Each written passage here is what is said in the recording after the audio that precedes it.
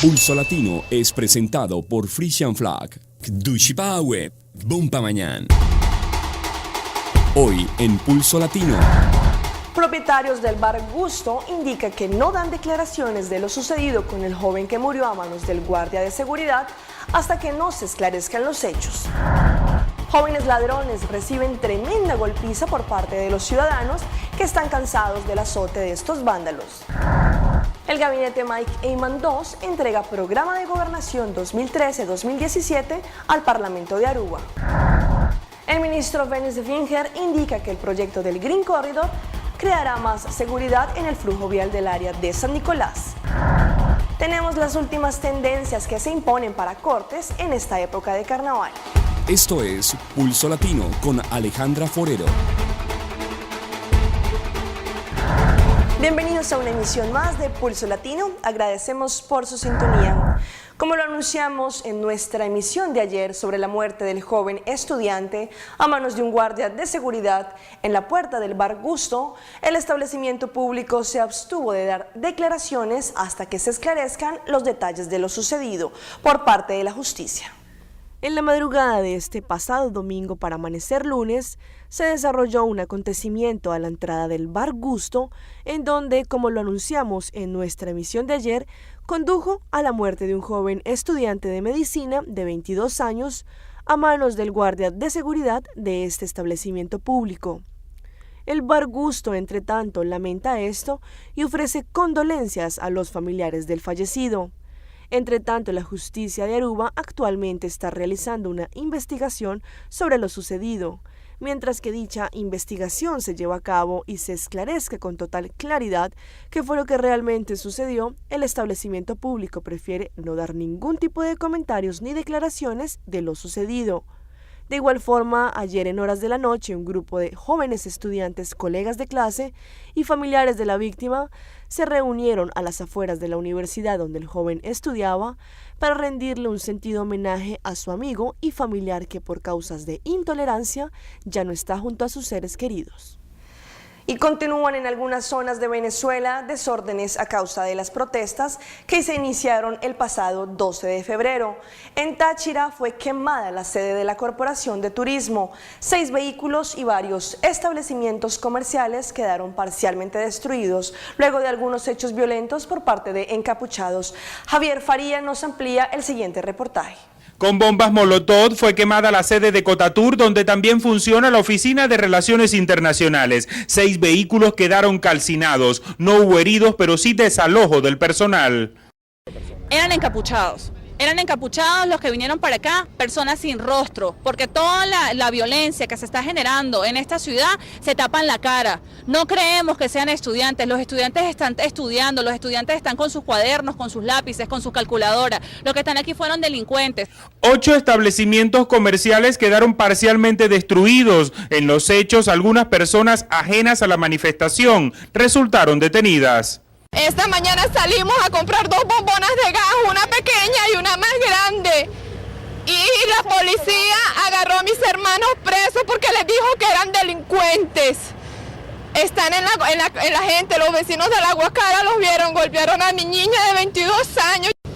Gremios como la Asociación de Comerciantes hicieron el exhorto a todos los empresarios a no laborar hasta sean restituidas las condiciones de seguridad en todo el estado. En Táchira, Javier Faría, Noticiero Venevisión. Y un venezolano que reside en una ciudad de Colombia sacó a la luz un video en el que él registra a través de su cámara lo que se vive en Venezuela. En el video, que fue grabado desde el balcón de su casa, se logra escuchar pedidos de auxilio por parte de los protestantes.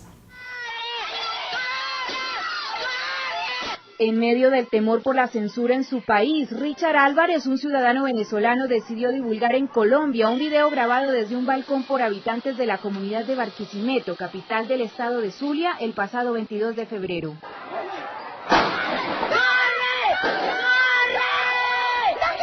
Las imágenes muestran el ataque de una tanqueta a dos personas que corren por la calle buscando refugio en medio de los gritos de los testigos. Ciudadanos indefensos, porque en el video se nota claramente que no tienen ni piedras, ni palos, ni ningún tipo de arma que pueda amenazar la integridad de los de la guardia, pues. La tanqueta se desplaza persiguiéndolos. Cuando los alcanza, los arrincona abriendo fuego contra ellos hasta que ambos cuerpos caen al piso. Para que el mundo sepa lo que está realmente sucediendo allá, porque como te decía yo a ti, hay denuncias o hay comentarios de que solamente son 10 o 12 muertos los que van en este tipo de protestas, pero son muchos más. Aunque no estamos en capacidad de afirmar que durante este ataque se hayan registrado muertes, un diputado de la oposición le dijo al diario El Informador de ese país que comandos armados han atacado a la población en distintos lugares de Barquisimeto. Gente que está cansada y está manifestando, cuando ven la tanqueta, ellos se esconden para evitar ser masacrados. Cuenta Richard Álvarez que la comunidad reacciona grabando los desmanes para que el mundo sepa lo que está pasando en Venezuela.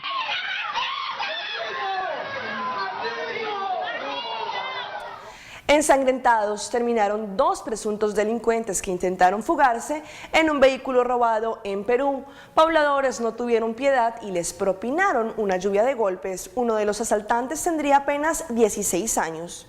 Intentaron hacer justicia con sus propias manos. Una brutal lluvia de puñetazos recibieron estos dos delincuentes por parte de una turba de vecinos que los sorprendió cuando intentaban huir. Uno de los sujetos, de apenas 16 años, tenía el rostro ensangrentado a causa de la golpiza. Su cómplice trató de defenderse, pero fue en vano. Ambos ladrones, quienes minutos antes habían robado un celular a una universitaria, pretendían fugar a bordo de una mototaxi también robada. Tras avanzar 2 cuadras, la cadena del vehículo menor se atoró, siendo aprovechado por los vecinos para intervenirlos violentamente. La policía y efectivos de Serenazgo trataban de calmar a los enardecidos pobladores, pero los gritos y protestas continuaron. Tras varios minutos, autoridades pudieron trasladar a los intervenidos en la tolva de una camioneta de Serenazgo hacia la comisaría de Maynas. Los moradores amenazaron en continuar con este tipo de castigos contra los delincuentes. El primer ministro Mike Eyman, junto a la mayoría de los ministros de su gabinete, hizo entrega del programa de gobernación 2013-2017 a manos de la presidenta del Parlamento, Dr. Marisol López Tromp. Asimismo, los miembros del gabinete Mike Eyman II pidieron una reunión pública para explicar de una forma más amplia el contenido de su programa de gobernación para los próximos 4 años. El gabinete Mike Eyman II está contento de cumplir con otra parte importante de la responsabilidad que el gobierno tiene con el Parlamento de Aruba. De esta forma, el primer ministro Mike Eyman dio a conocer en el momento de la entrega del programa de gobernación a la presidenta del Parlamento, Dr. Marisol López Tromp. El programa es el resultado del aporte de todos los ministros y basado en los trabajos hechos en los últimos 4 años, donde Aruba se recuperó en todos los sentidos: relaciones exteriores, economía, bienestar social y sostenibilidad, según lo indicado por el ministro Mike Eyman.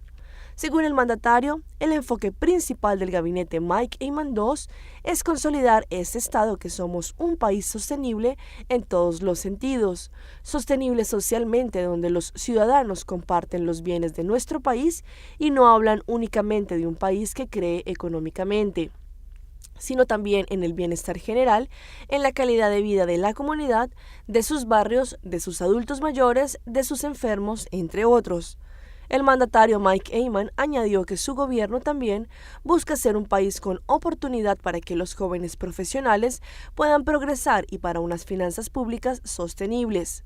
El primer ministro explicó que muchos pasos ya fueron tomados. Un ejemplo es el acuerdo entre los ministros para tener gastos sobre la línea del 2013, que es un punto de salida importante para que el gobierno pueda garantizar estabilidad financiera. También se está trabajando arduamente para que Aruba llegue a una posición donde pueda iniciar a pagar de nuevo sus deudas, que sería único después de 27 años de estatus aparte, explicó el ministro presidente. En las últimas horas, el alcalde de Bogotá, Colombia, Gustavo Petro, sufrió una derrota en el Consejo de Estado. El alto tribunal rechazó la tutela que él mismo interpuso y que buscaba frenar la destitución del mandatario. Petro convocó una nueva jornada de movilización. Aunque el alcalde Gustavo Petro perdió la tutela que él mismo interpuso ante el Consejo de Estado con la que buscaba tumbar el fallo de destitución proferido por la Procuraduría, no se tendrá que ir por ahora de su cargo, como lo explicó la presidenta del Alto Tribunal. Mayoritariamente el Consejo de Estado considera que el señor Procurador General sí tiene competencia para investigar disciplinariamente a funcionarios elegidos popularmente. Y mayoritariamente también se considera que existe otro medio de defensa judicial efectivo contenido en el nuevo Código de lo Contencioso Administrativo y que se refiere a las medidas cautelares inmediatas de urgencia que puede tomar el juez desde el momento mismo de la demanda, protegiendo los derechos fundamentales. ¿El alcalde Petro se tiene que ir a causa de este fallo? Por ahora no, él está protegido por una decisión del Tribunal de Cundinamarca dentro de otro proceso de tutela y habrá que esperar la decisión definitiva del Consejo de Estado. La magistrada explicó que sigue ahora. Esto significa que al ser derrotada la ponencia, pasa a la persona que le sigue en turno, quien deberá elaborar un nuevo proyecto que será estudiado nuevamente por la Sala Plena de lo Contencioso Administrativo. En el Consejo de Estado, este pronunciamiento sería utilizado para otras 21 tutelas que siguen pendientes por resolver. La tesis fundamental es la existencia de otro medio de defensa judicial idóneo, contenido en el Código Contencioso Administrativo, que además contempla las medidas cautelares en una forma mucho más amplia para el juez. Según la magistrada María Claudia Rojas, este fallo fue proferido bajo total independencia. El canciller de Venezuela, Elías Jagua, repudió las expulsiones de 3 diplomáticos por parte del gobierno de los Estados Unidos y lo calificó como una represalia por el despido de los 3 funcionarios estadounidenses el pasado 16 de febrero en Venezuela. Jagua rechazó esta medida e indicó que los funcionarios venezolanos en ningún momento han estado en contra del gobierno de los Estados Unidos. Es una represalia a la justa expulsión que realizamos nosotros a funcionarios que estaban haciendo trabajo en el seno de las universidades para la promoción de los dirigentes juveniles de los grupos violentos que han llenado de destrucción, heridos y muerte a nuestro país en las últimas semanas. Explicó que la decisión de aprobar las cartas credenciales del nuevo embajador de Venezuela en Estados Unidos, Maximilian Arbeláez, queda en manos del país norteamericano. Manifestó que están dispuestos a retomar las declaraciones con la Casa Blanca a pesar de estas acciones. Y mientras unas mujeres anhelan dar a luz un hijo y hasta se someten a costosos tratamientos, una madre por razones desconocidas abandonó a su pequeño de aproximadamente un mes en una banca en una aldea de Honduras, el cual fue auxiliado por la Policía Nacional de este país. Bueno, él estaba en el suelo, la muchacha, no sé por qué los ha abandonado la madre, pero ahí lo dejó y los vecinos llamaron a lo que es aquí el sector de la Kennedy, entonces nos desplazamos por allá y ahí encontramos al bebé.